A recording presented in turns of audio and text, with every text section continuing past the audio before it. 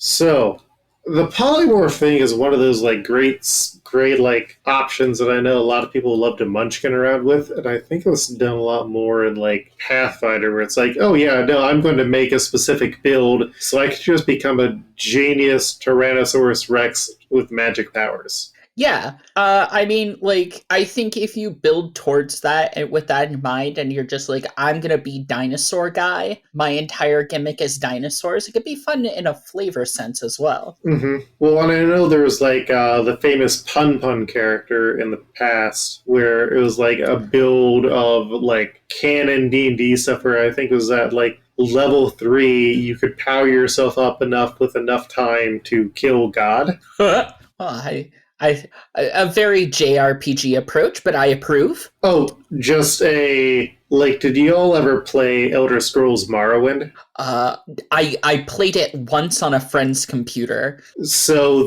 they let you make spells, and there's a law in the game where you could essentially give yourself permanent stat enchantments. Using a soul gem spell and targeting yourself and also enhancing one of your abilities. And so it's like, oh, well, you cast it on your intelligence or whatever enough times, and then you can just cast as many spells as you need. And when I showed it to my brother, who's like 5 years older than me, he's like, oh, well, you know what I want to do? And he just pumped up all of his stats and was like, hey, I'm going to run into the final boss, hit him with one punch. Well, now the game's over. Let's go and kill all the other gods. And so he like goes to Vivet. He's like kills him with one punch, and the game's like, you will fail the game. And it's like, ha ha ha! You can't stop me. Like most of my experience with Morrowind was through the venue of G4, mm-hmm. and I can promise you they didn't show that on Cheat. That's because they're cowards. It is because they're cowards. I just heard about jumping to the moon in Morrowind. Oh yeah, you had to jump to the moon because that's where one of the gods lived. Oh, I see. But that's if you were a fool who played the actual storyline mission, and like in all Elder Scrolls games, half the fun is just joining a faction, doing enough missions, and then you're tired of that character, so you make a new one. Or sometimes you try and clear out every creature from the caverns underneath the dwarven cities. I just get analysis paralysis and play a different game. I forget where I broke off of Skyrim when I got it for the Switch during the first year of pandemic, and it's like, yeah, I've thought about going back, I just don't want to deal with Todd. Anyways, let's roll the music.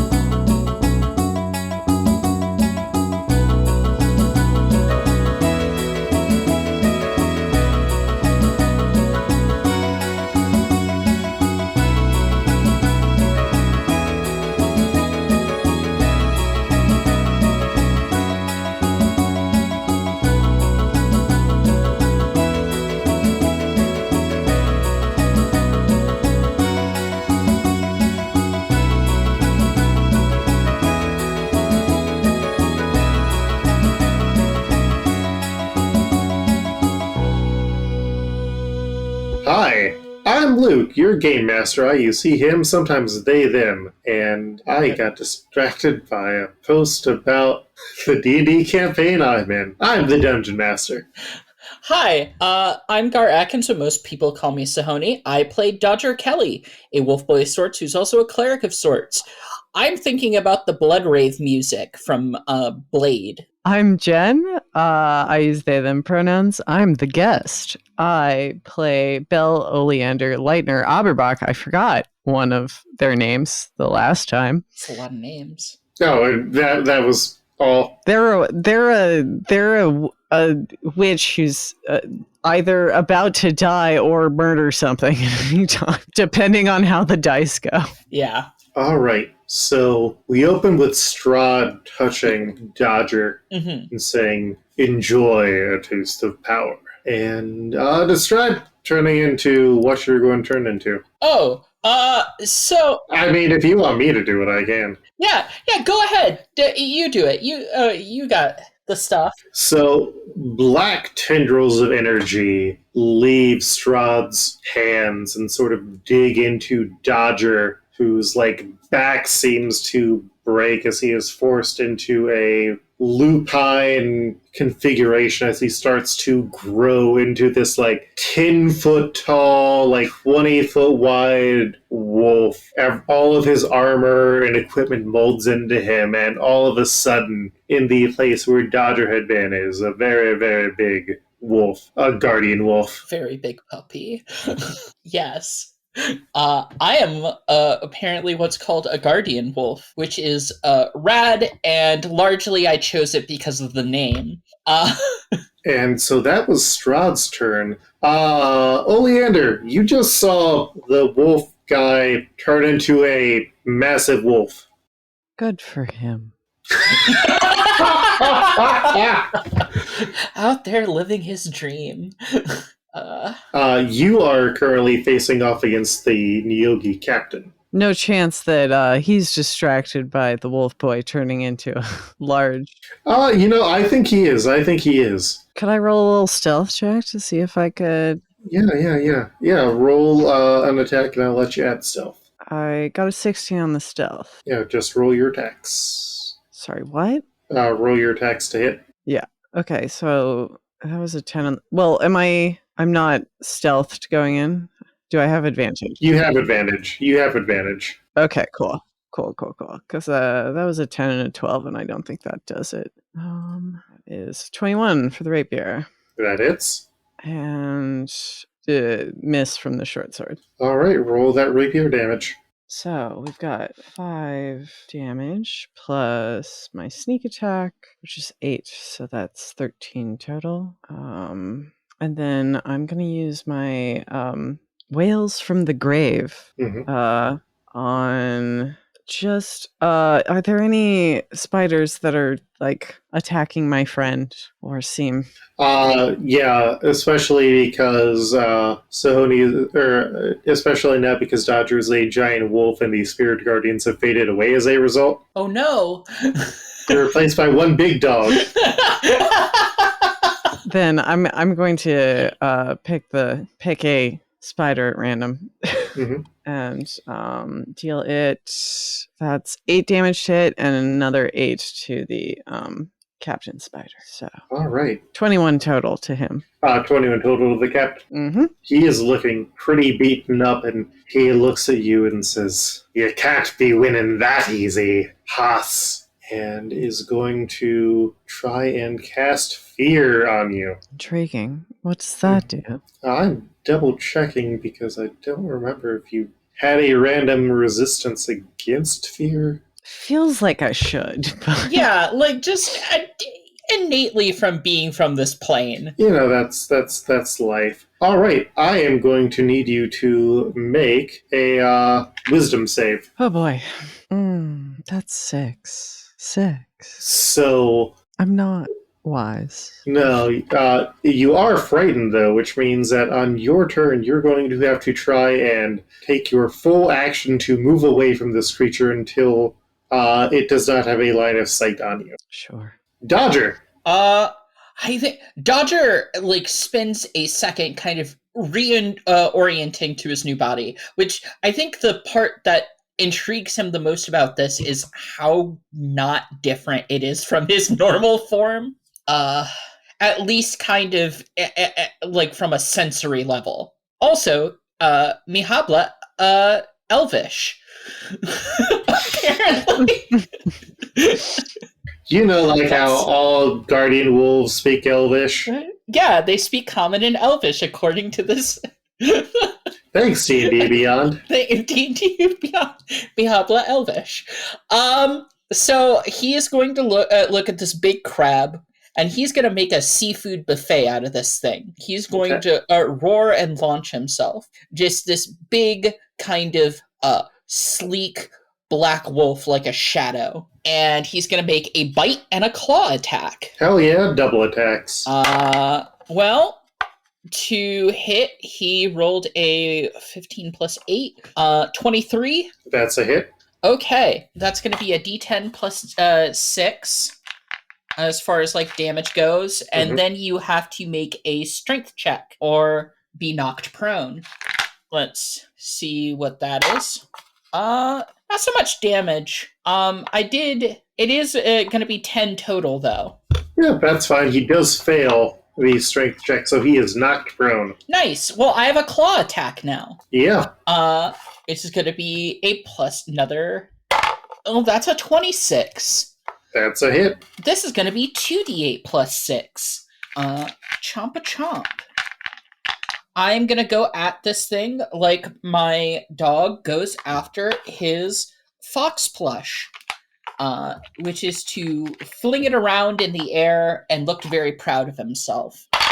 That's 16 total. 16 damage? Yes. All right, yeah, you take a big chunk out of him. And then it is the Swarm's turns, and the Neogi are distracted, and they are going to attack you, the big dog, now. So I'm going to see. Does my sword still exist, or has it been a minute? You are no longer concentrating on it. Okay. So your armor class is only a 14 now. Mm-hmm. And only 2 of those attacks are going to hit you. But that is going to be a total of 16 damage coming at you. Okay. From 2 of the Neogi. Okay. I'm just going to kind of keep track of the health on a separate piece of paper here. Mm-hmm. But luckily, because they were distracted and there's now a giant wolf that's sort of absorbing some of this radiant energy, the werewolves have been able to reunite, and they are able to make a more successful attack back onto the... Yeah. Hell yeah. Werewolf pack being led by me. This is... This is the energy I want in my life, just all the time. And so we are back up to the top. It is Strahd's turn, and he is going to fly up and is going to see if he can lay hands upon the captain. And he can lay hands on the captain, and then he is going to try and make a second attack. He's going to use his legendary ability to re-roll that. Yep. So Strahd flies up, and you see, like, his skin starting to burn as he is, like, in the path of the radiant energy, and he grabs this captain by its neck and just chucks it into the portal. Ooh. And it is atomized by this radiant energy, because, like, while positive energy heals you, there is a point where your cells basically go into, like, super fast life cycle mode. Yeah. And you just dissolve into nothing. And that is what happens. Unfortunately, the radiant energy is still on, coming from the ship. Oleander, you are no longer frightened because the person who spooked you died. That's right. Get got. So we've got this portal. We've got Neogi everywhere. Mm-hmm. So it's just clean up at this point? Well, and there's the ship, which is what is powering the portal. How do we deal with that? Where is that? It's floating maybe another 30 feet above the, castle. Whew. What's your jump like, my friend? Oh, my jump? Well, I have a speed of 60 feet. That's something. Yeah, you'll be able to jump that if we want to. Describe your badass way that you want to try and take down this castle, and we'll just drop out of combat. Okay. Oh, I think first of all, I'm gonna kind of gesture for whoever wishes to ride me. Oh, absolutely. Yeah. And then I am just going to like triangle jump along the balconies. Mm-hmm. To try to get up to the ship. I don't know if you've played Twilight Princess. Mm-hmm. Mm-hmm. It's like that where you got Midna at the one point and he just kind of leaps. Yeah. I'm kind of picturing this as like a Team Ico game. Yes. Okay. Just giant wolf running through this castle and heading up. Yeah, of course. And then I'm definitely going to kind of there's a bit of a corkscrew to the jump as if I'm trying to milk more momentum out of it. Mm-hmm. as I leap up towards the ship, like one claw out extended. You can kind of see the outline against it, against, maybe the moon or this big portal that's been ripped out. Yeah. Yeah. Roll me a acrobatics check. Hell yeah. Okay. And I'm using wolf stats. Yep. Okay. Just +2 with advantage. First one's 15. Second one is 18. Yeah, so you go and you're able to like smash into that portal, and you land, I think, skidding to a halt in like the main opening of this ship. Nice. And what the pair of you see is what looks to be this massive bloated insect, like one of these Neogi that has just sort of puffed up like a tick filled with blood and is comparable in size to this wolf form, and it doesn't even seem to be able to like recognize that either of you are here. It's just kind of blindly grabbing things, including other Neogi, and just eating it. Oleander, what do you want to do? Oh, goodness. There are also controls for the ship up here, not that you probably understand how to use them. And should we kill it? That's what I do. That's my wolf voice. Apparently I can speak common. You can at least understand common. I can at least understand common. It just says languages. All right. I'd love to use my bonus action, or I guess we're not in combat even. Mm-hmm. I'd like to hex this horrible thing and then stab it. Yeah. So describe how you are. I'm double checking that I have the. I was going to say demonstrating this thing, but you are not throwing it out of a window. You are essentially lancing this thing. Yes. Just gingerly poking. So you like a rapier into its fleshy pustule. Like you just blast it with some sort of red hex energy, and then you're just like stab your blade into it. Mm-hmm. And as you pull it out, there's like the inflatable tube leaking air, like a boing, as it just sort of falls apart, collapsing under its own form. Awful. Mm-hmm. It's just like killing a taxon in Animorphs. Sure.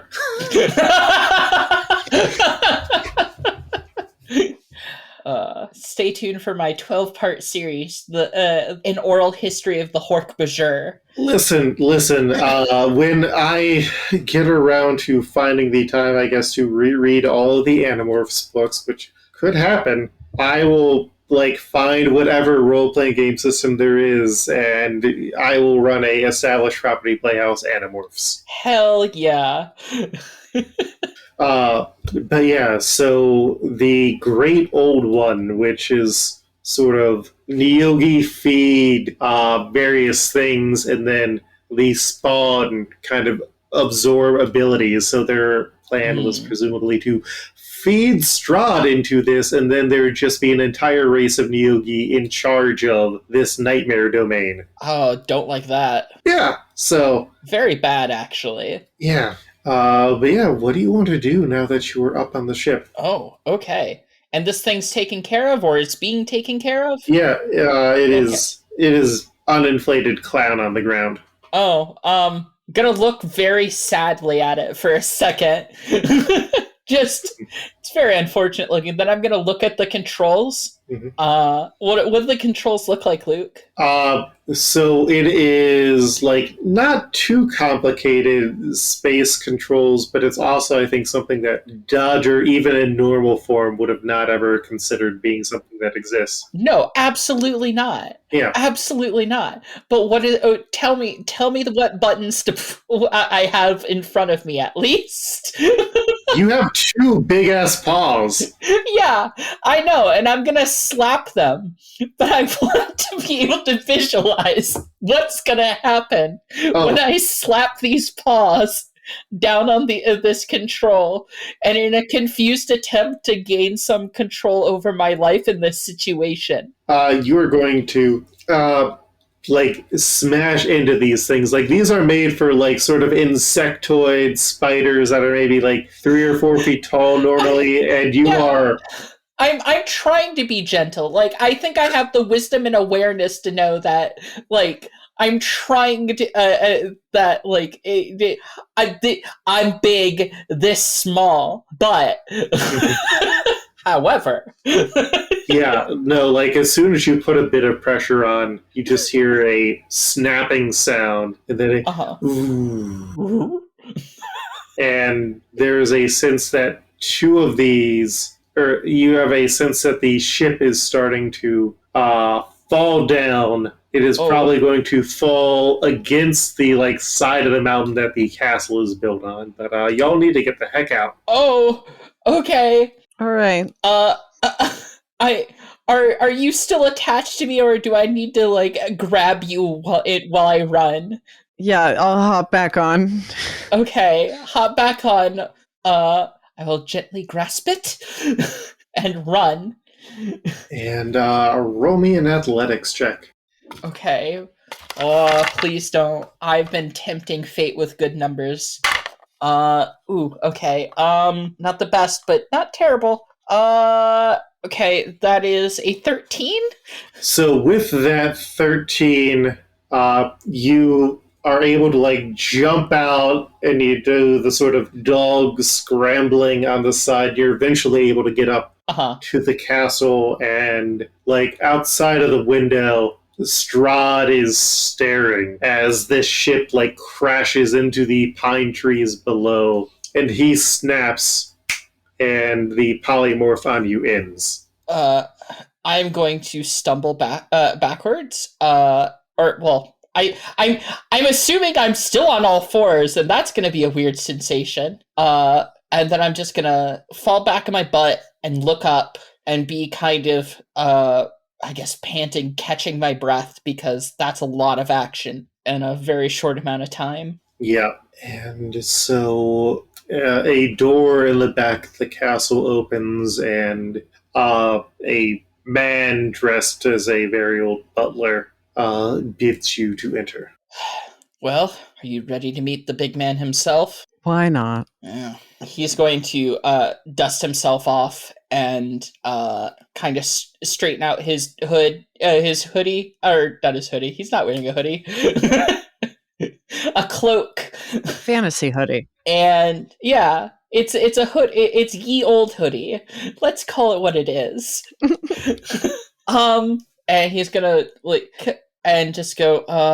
I'm not good with fancy things, and just step forward to do it. And the butler just like summons a candle into his hand and guides you back into the great hall where you had been before. And Strahd says, I appreciate the speed at which you came to help after a long night of wandering my domain.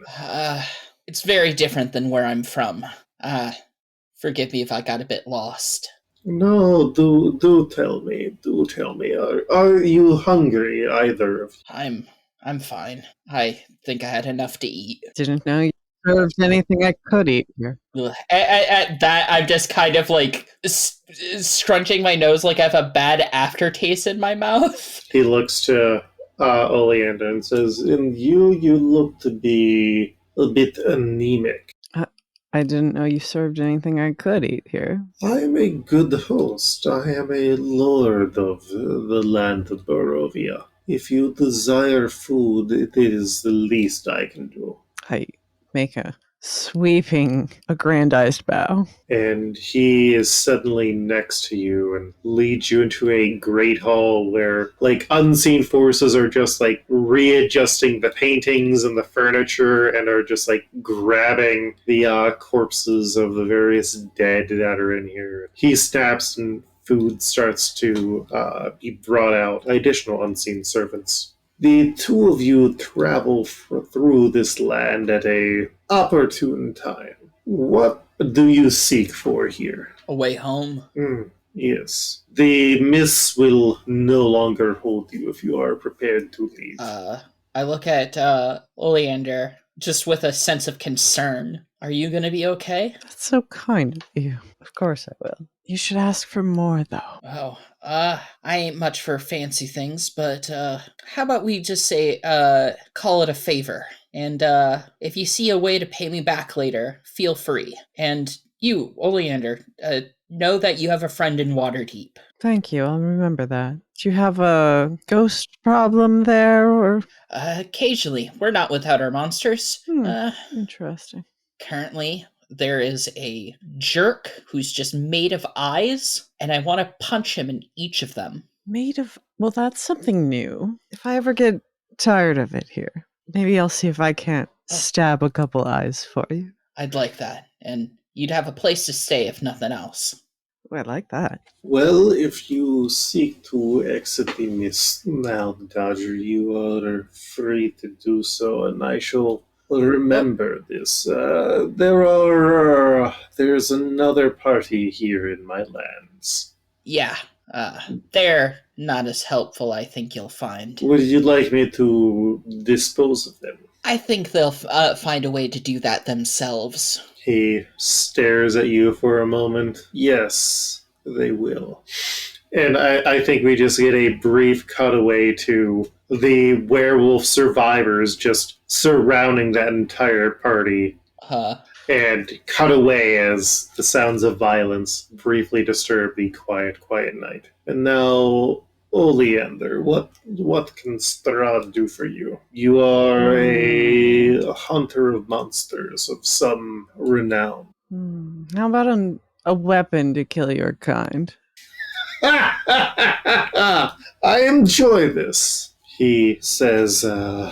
It has been a long evening. Dawn is coming soon. I will grant you a place to stay in, and tomorrow we shall enter the catacombs, and I shall get you a weapon of which my kind has been plagued with.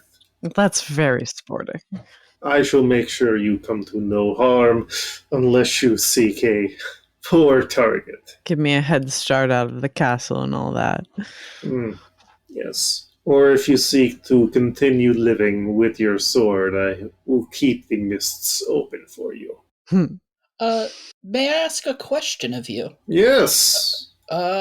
So, do you have any knowledge of, the celestial bureaucracy? No, I cannot say that I have. I didn't think so. My domain is my own. If you seek further knowledge, there are those who have been blessed with the ability to learn more than I have. Well, then my own quest lies elsewhere, I guess. I suppose it does. If you do ever return here, find a way to contact me before. Any message sent in my land comes through me first. I am glad you did not need my hand, because you would be left dead upon the ground. I had a feeling that it was going to be a bad idea anyways. A little disappointed myself, but... Well, then, if you have all had your fill, I shall see you out, Dodger, and then I shall see you to your room, Oleander. Again, thanks for the help. I don't think I could have gotten this far without you. You've been a wonderful, adventure friend. Yeah. I hope you, figure out how to live. I hope you find your family, wherever that might be. Thank you. Maybe I will get out of here for a while.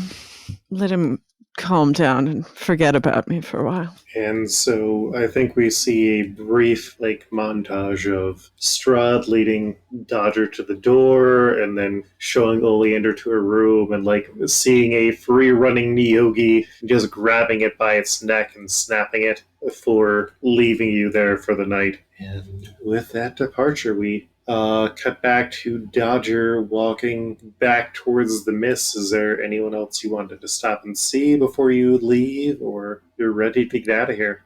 I think I'm ready to leave. I think he's gonna if he can, he's going to leave a message in the in between. I don't know if it's going to get into anyone, but I think he's going to try to thank them about this. Thank whoever left him the sword, and a place to contact him if they have information about his family. Mm-hmm.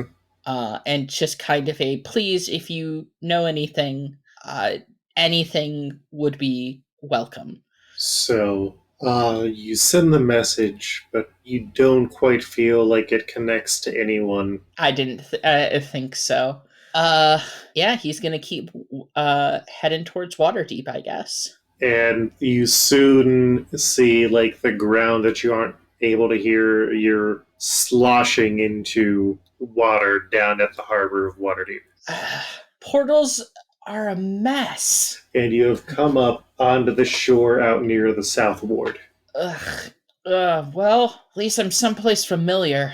Ugh. I'm gonna take off my I'm gonna take off my my cloak. And I'm just gonna kind of like toss it over the shoulder for now. You know, new sword it being raised above my head as I kind of wade back to the shore. Mm-hmm. And probably not head back home, but I'm going to head I want to head back to the yawning portal and see if there's any news and wait for the rest of the folk. So it takes you about a good hour to get there, especially with wet shoes. Yeah, of course. Like walking on the cobblestone streets of Waterdeep. Uh-huh. And the portal is still in a reasonable amount of disarray. Like, there are signs that they are getting the construction done needed to fully open it back. And when you get in, there is a half-elf sitting at a table that notices you and just waves a hand for you to come over. I'm gonna wave back and head over. Roll me a intelligence check here. An int check? Okay. Well, I got a nat 20 on that. You recognize him. Oh. This is one of Kier's contacts in the Zentarum. Oh. Huh. And you quickly notice about 4 other people who now have you clearly in their lines of sights. Yep, they sure do. And that is where we end this week on RPG Pals Club. Okay. Welcome back to Waterdeep, Dodger. You had a big moment of success and just full-on dodgering, and now you've fully returned to Waterdeep. Yeah, and I was gonna be excited. I was really excited. I was gonna have like my post-time skip costume, like all at the ready. It's gonna be a new look, a new Dodger. Hey. Immediately. You may still need a new Dodger. Oh no. And Jen, thank you for joining us for this arc. Thank you for having me. This was a blast. Mm-hmm. We will find out what happens to Oleander, Adventurer of the Darkness. And yeah, we'll be back next week with who knows what, because life is full of a mystery and we have such a buffer now. Such a buffer.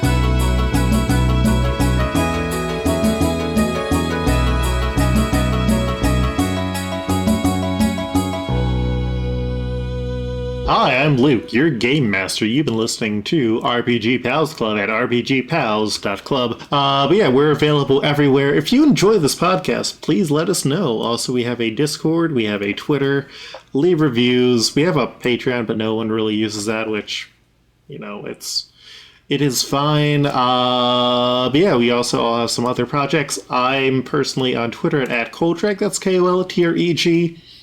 And if you're looking for a new show to listen to, I am the producer of the new podcast Tales from the Outlands, which is a podcast about a D&D campaign I'm in with 17 other players, plus our Dungeon Master. So it's the Dungeon Master, one of the other players, and then me as the producer, in a much more reserved personality, talking about this wild campaign we're in.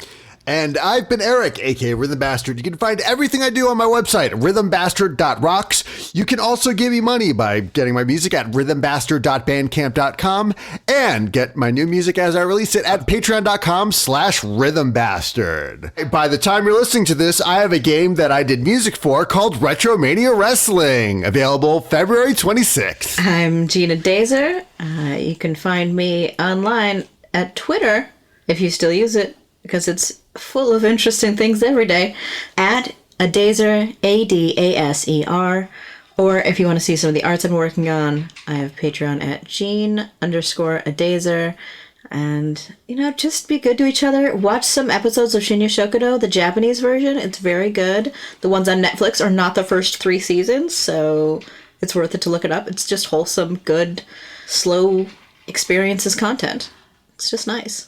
I'm Sam. You can find me on Twitter at Frunding_Loom. You can also hear me on the Established Property Playhouse as Lem. We are doing a Pokemon Fun Time campaign with our Game Master Luke and our resident Crocodile Madison. Hi, I've been Sahoni, also known as Gar Atkins, but you can find me on Twitter at Sahoni_stuff. That's SAHONI_stuff, where I work as a game designer and podcaster. You can catch me on my other podcast, Barking Points Memo, which is a current events comedy podcast where we look at the news and then we yell about it, but hopefully in a funny way. You can also catch up with the progress of my almost completely done book, Exceptionals, which is an RPG inspired by X-Men about the spaces and communities that marginalized people made for themselves. And I'm basically just in the art phase right now, so I'm doing a lot of art streams lately. Would be fun to hang out and talk with y'all. Hi, my name's Madison Rowan. You can find me on Twitter at QuipsterRecrew. Everything I do will be linked over there. You can also hear me on Luke's other podcast, the Established Property Podcast, as you heard before. I play Kaz, and you can also hear me on a podcast I do with my brother called Let's Make Something, a podcast about making stories from randomly generated words. I'm Jen Overstreet. You can listen to the Marvel RPG podcast that Luke and I made over at exiledpodcast.com. I'm sort of taking a break from Twitter, but I'm on the internet at Street Over Jen. I might post some knitting on Instagram.